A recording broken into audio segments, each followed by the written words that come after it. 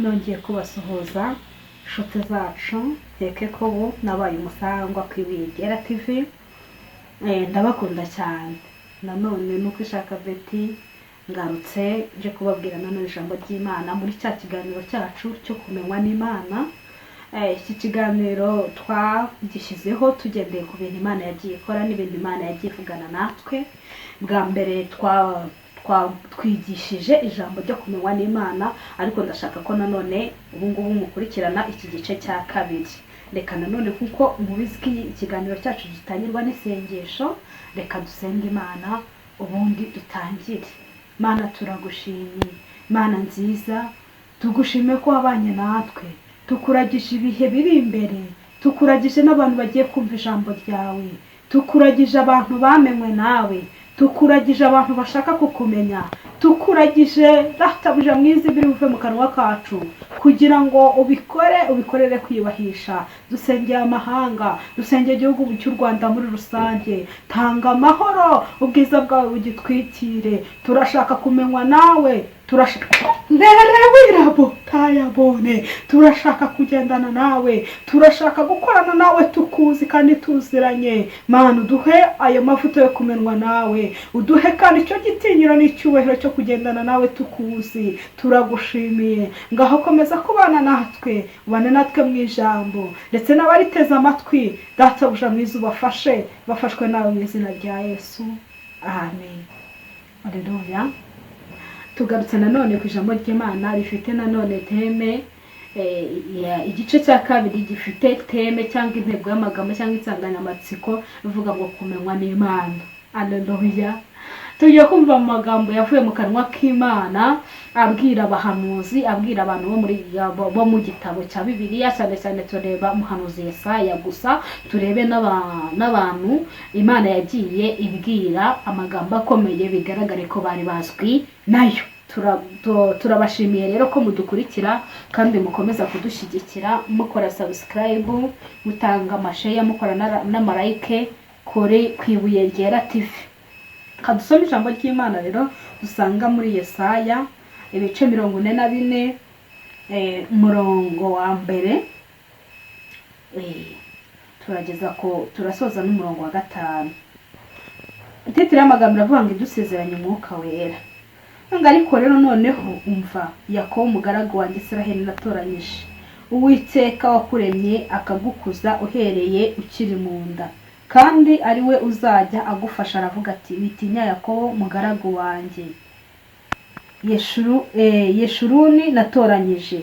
Uwishwe n'inyota nzamusukiraho amazi, nzatembesha imigezi ku butaka bwumye. Urubyaro rwawe nzarusukaho umwuka wanjye, n'abana bawe nzabaha umugisha. Bazamera nk'uko imikinga yo ku migezi imerera mu bwatsi. Umwe azavuga ati, ndi Uwiteka, undi aziyita izina rya Yakobo, undi aziyandikira n'ukuboko kwe ko ari Uwiteka, yihimba izina rya Israheli. Amen. Reka dusome nanone Yesaya 45.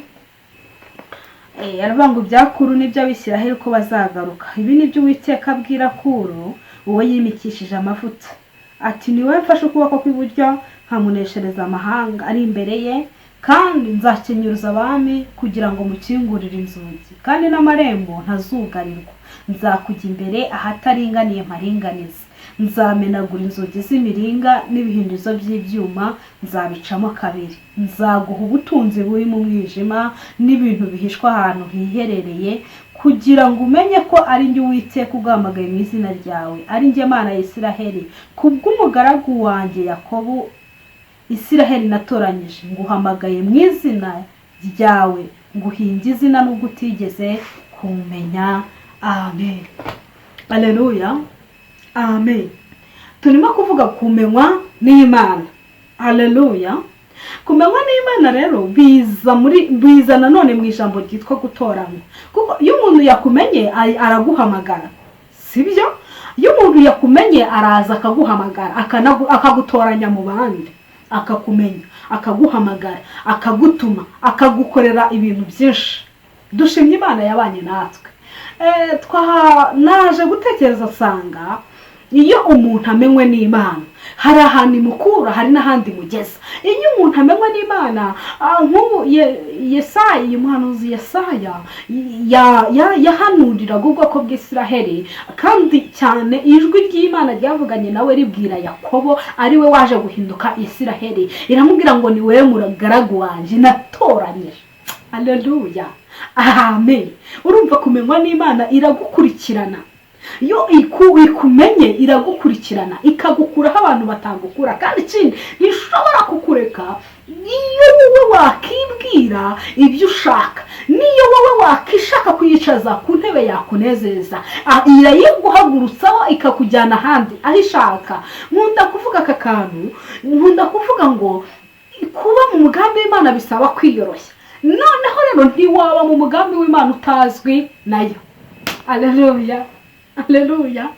Imana twararebye dusanga mu mateka yayo no mu bwenge bwayo yarakoze plan zo kugira ngo izane umuntu ku isi.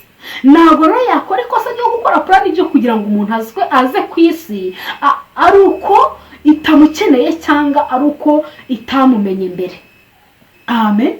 Nasoma ijambo ry'Imana rimbwira gutya, rirambwira ngo nakumenye kera ukiri urusoro, ngo uyu muntu yanyoko ngo utari wavuka nari nkuzi. Ndongera soma irindi jambo riravuga ngo nakunyuzeho wigaragura mu ivata. Nta muntu wigeze ukujabura utuzi, nta n'uwigeze ugufubika utwenda tw'impinja, n'umukungo wawe nta n'uwawushariye. Ndangije njyewe ndakubwira ngo ubaho. Amen, haleluya. Ayo ni amateka yo kuvuka k'umuntu mu mugambi w'Imana. Bivuga ngo niwaba mu mugambi w'Imana utaramenywe nayo, bivuga ngo ntiwatoranywa nayo utaramenywe nayo. Rero kandi biba bisaba yuko mugira ahantu muhurira. Haleluya. Ese wowe kugira ngo umenywe nayo mwahuriye he? Haleluya. Tekereza neza, wahuriye he n'Imana kugira ngo ikumenye? Ese kuko urashaka kumenywa nayo? Urashaka ko muzahurira he? Umva rero ibi ngibi twasomye ijambo ry'Imana muri Yesaya 45 rivuga amateka ya Kuro. Amen. Uyu Kuro ngo yari umusirikare, Kuro ntabwo ari umwisiraheli. Kigutangaza kumenywa n'Imana. Haleluya. Kumenywa n'Imana ntigusanga mu rusengero none muri puberi kura y'umuntu. Kumenywa n'Imana ntabwo bisaba ko wanyu muvukira mu barokore, ntabwo bivuga ko uvukira muri ADPR, ntabwo bivuga ngo kuri wanyu hari icyumba cy'amasengesho. Amen. Kumenywa n'Imana, Imana igusanga no mu kabari. Turashima Yesu wacu. Kumenywa n'Imana ni hahandi igutora abantu batabikekaga, batabitekereza, kubera ubwiru bwayo ibishaka ko nta muntu yimenyera. Haleluya. Amen. Ibishaka ko nta muntu yimenyera, ibishaka ko nta muntu uza ngo yivange mu bya umuntu yagukorera ikintu cyiza cyangwa akagambira kugukorera ikintu cyiza. Umuntu agatega imodoka cyangwa indege akajya kumuguteranyaho, cya kintu yagambiriye kugigukorera ntakigukorera. Ariko naje gusanga ndakurahiye, nta muntu watega ikintu cyose cyose akajya kuguteranya ku Mana, kuko Imana ntago bayiduteranyaho. Haleluya. Shema Yesu wacu. Haleluya. Kuko hari amateka y'abanyamasengesho benshi. Memu twese umuntu uzakubwira ngo ni umukozi w'Imana, uzitonde buriya ushyireho akantu. Nkunda kubivuga kenshi, ntabwo ushobora kwitwa umusirikare utarakoze kose.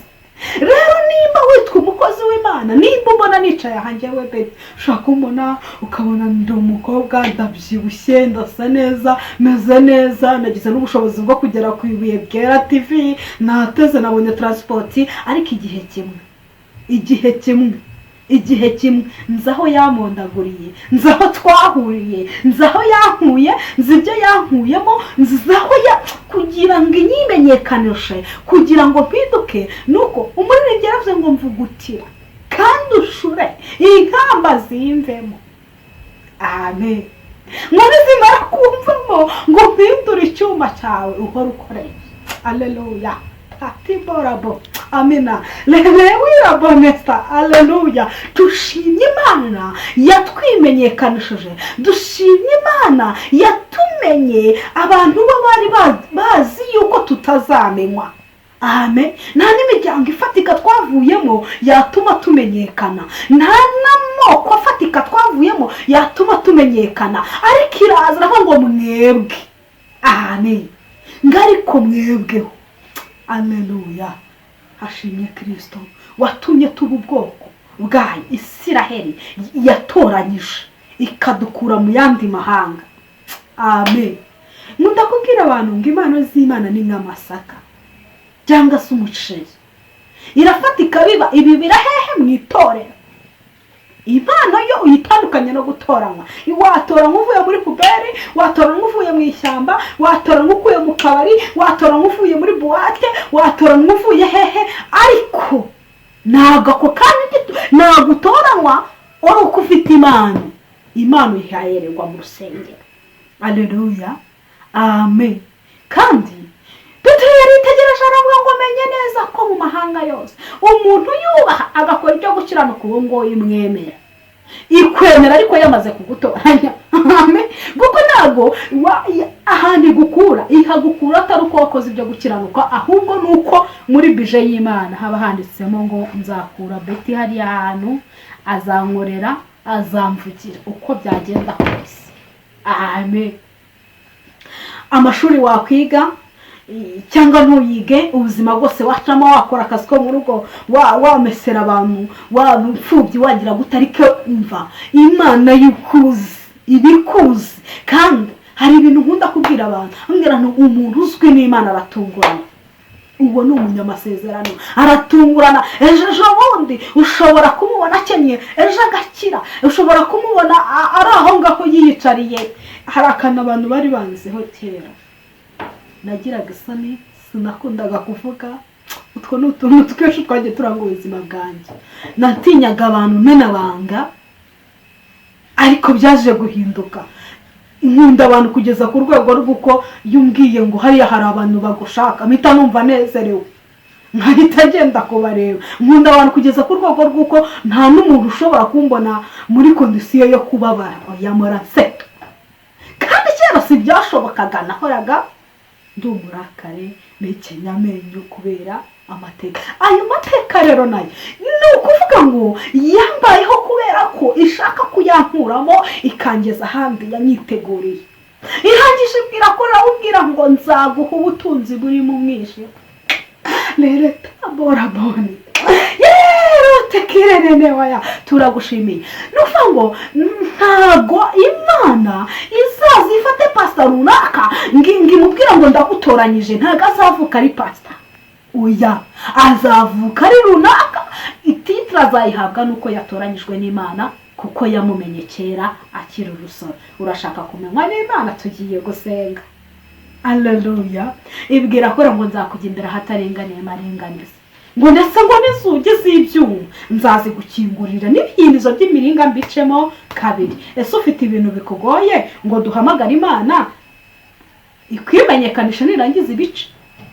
Nkwibutse ko niba uri mu mugambi w'Imana ukaba wikoshesha ugaca hirya no hino ukakubwira ko ngwino ugatambika, uzavunika, ariko byanze bikunze izagera ku ntego y'icyo yiyemeje.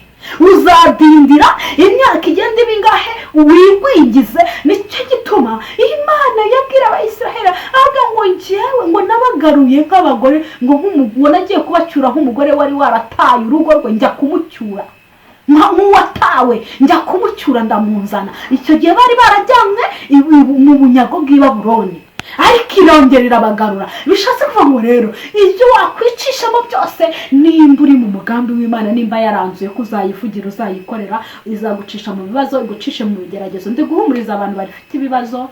Hari agaterime kateye atabarokore muri iyi minsi baragowe, nibo bari guhura n'ibibazo, nibo bari guhura n'inzara, nibo bari guhura. Oya humura, ni ubuhamya. Hari umwana umwe wigeze kuririmba akaririmbo, ni umusore, nuko nkunda gufata abantu nyine nkabitaguye. Muri umusore yigeze kuririmba akaririmba aravuga ngo intambara urwana, ibibazo ucamo ni ubuhamya, nibwo buhamya bw'ejo hazaza. Amen. Nibwo buhamya bwawe, nicyo kizakurokora, nicyo umva, nicyo Imana izashingira ngaho ivuge ngo nakumenye kera ukiri urusoro, nkugira umuhanuzi uhanurira amahanga. Kuko ugira umuhanuzi hagati harimo kugeragezwa n'ibibazo byinshi bitandukanye. Twagiye duca mu bintu, twagiye tuba ahantu henshi hatandukanye, ariko Imana ikabidukuramo tugiye gusenga. Ese nawe urashaka kumenywa n'Imana? Umva ijambo yabwiye Kuro riranshimisha. Iramubwira ngo kuko umugaragu wanjye Yakobo natoranyije, ngo nkuhamagaye mu izina ryawe, ngo nguhimbye izina rishya nubwo utigeze kumenya. Haleluya. Ntabwo rero bisaba kuvukira mu itorero, ntabwo bisaba kuvukira ku babyeyi babiri, ntabwo bisaba kuvuga ngo bagukorera anniversaire, ntabwo bisaba kuvukira mu mujyi no mu cyaro Imana ikuramo umuntu, ntabwo bisaba kuvukira ku bitanda byiza no mu maklinike no mu kigundu wavukiyemo azwi n'Imana. Amen. Ntabwo bisaba ngo iwanyu bakoze ubukwe, icy'ingenzi ni Imana yavuze. Haleluya. Imana yakuvuzeho nicyo kigukurikirana ukamenywa nayo ukagenda mu mugambi wayo. Tugiye gusenga. Iki kiganiro tuzagikomeza, mbibutse ko kwibuye ryera TV tuzajya dukora iki kiganiro cyitwa kumenywa n'Imana. Amen. Hari igihe Pastor Charles wenda azagikora, hari igihe nanjye nzagikora, igihe tuzagikorana, ariko tuzajya tugenda tubabwira kumenywa n'Imana kugira ngo mwumve uko Imana ikora, nahikorera, nahivugira, ndetse n'umugambi ifite ku muntu. Kubera ko muri iyi minsi turi kureba abantu turi kwicwa n'ibibazo, tukagenda duhunga tuvuga ngo Mana ngo warandetse, ngo Mana ngo ibi nibi, ngo Mana oya, ngo burya ngo Imana ntikitumenya, ngo abanyabyaha ngo baguwe neza. Never. Nimba waramenywe n'Imana, nkwibutse ko Imana atari ingome. Uyu Kuro ntabwo yarazi ko azaba umusirikare ukomeye. Uyu Kuro ntabwo yarazi ko azagera muri uru rurembo, kuko byarageze. Ntabwo Imana yabihamishije mu nza ngo igihe kimwe cyarageze aragenda yinjira kuri ya marembo. Koko nta murinzi wamutangiriye, ahubwo Imana yasinzirije abarinzi. Tugiye gusenga. Imana isinziriza ibibazo ufite kugira ngo umenye ko nzayimana ikikuriho. Haleluya. Amen.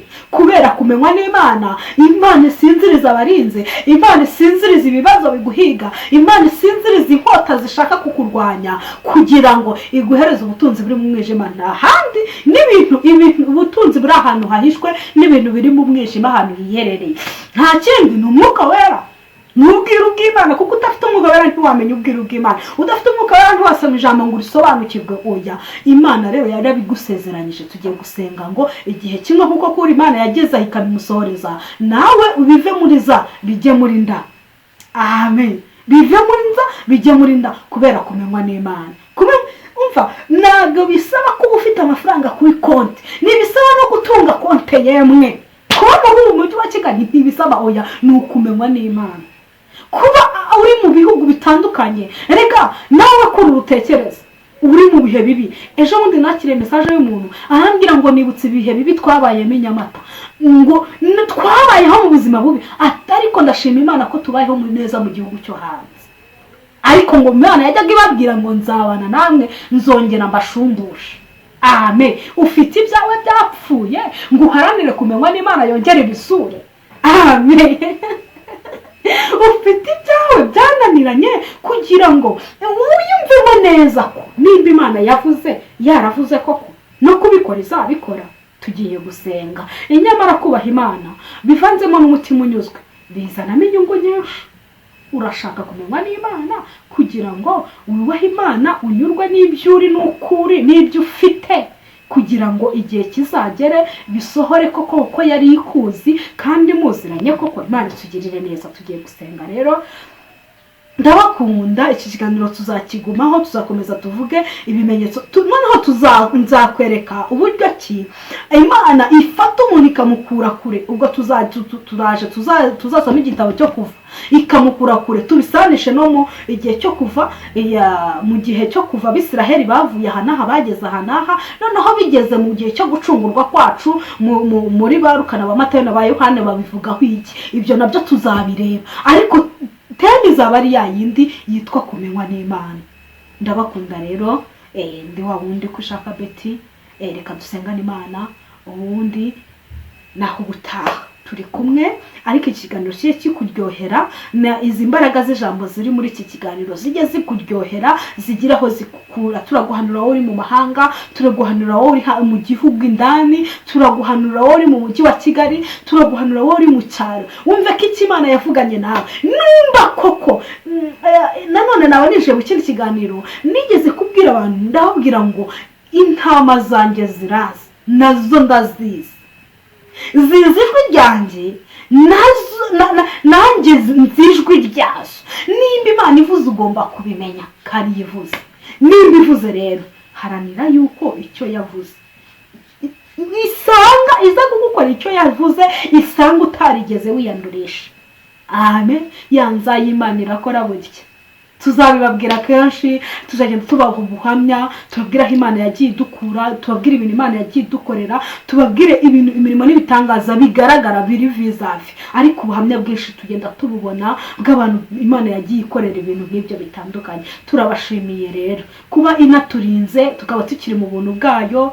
Njye ntabwo byari binyoroheye, nakijwe ndi umukobwa, mba muri uyu mujyi wa Kigali, nikodeshereza na n'izi saha ndacyari umukobwa. Bivuga ngo rero guhera ubwo buzima, guhera iyo myaka yose ubwo buzima kugeza na n'izi saha, impamvu nyirizwe nuko namenywa n'Imana. Namara kuyimenya, kumenywa nayo nkajya mu mugambi wayo, nanjye nkahita nihutira kubimenya. Nakihutira kubimenya nkajya ndinda cya kindi ivugana nanjye. Amen. Aricyo gituma magaze ubu ngubu. Ndashima Imana rero, ndashima Imana kuko hari abantu benshi ku myaka yanjye, abantu benshi hari igihe Satani atwereka ibirorirori, ariko ndashima Imana ko ntarapfa. Ntago nkubwiye ngo ntago ngo nshima Imana ko ntazapfa, ariko nshima Imana ko ntarapfa. Gupfa mu buryo bw'umwuka birababaza cyane kandi bigaragarira amaso ya benshi. Gupfa mu buryo bw'umwuka uva mu buntu bw'Imana ukinjira mu byo Satani agushakaho, kandi yagukoresheje warigeze gukorera Imana ukora ibintu bibi cyane. Amen.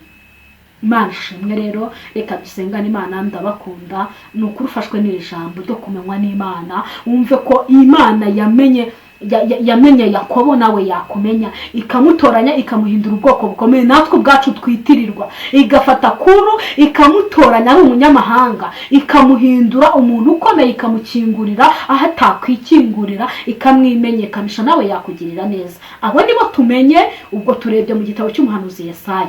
Ikindi gihe tuzareba n'abandi bantu bagiye bamenywa n'Imana. Tugiye gusenga. Mana, turagushimiye, dushyize hejuru ihembe ry'amavuta ya Neretara wirabone, dushyize hejuru icyubahiro cyawe kugira ngo twebwe ducishwe bugufi munsi y'ibirenge byawe. Turashaka gukomeza kumenywa nawe. Hari abantu barimo kudukurikira, hari umuntu uri kudukurikira aya masaha ufite uburwayi butandukanye, ariko Mana genda ukore ku burwayi bw'umukize kubera ko wamumenye kera. Mana, hari umuntu uri kudukurikira yarabuze ibyangombwa, genda ubimuheshe. Izi saha tuzumve telefone ziduhamagara zitubwira yuko hari imirimo n'ibitangaza byawe wakoze. Tuzumva amashimwe hirya no hino mu nsengero. Mbese databuja mwiza, iri jambo ryarakoze imirimo n'ibitangaza kuko waravuze ngo twebwe twabyawe n'ijambo. Twebwe nga kandi abagitabye tukarikurikira, uzajya ugenda utuvubira amavuta yo kwemerwa uko bwije n'uko bukeye. Turagushimiye rero, shyigikira abakunzi bacu, ushyigikire n'ibuye ryera. Turagushimiye kuko uri Uwiteka, mu izina rya Yesu. Amen.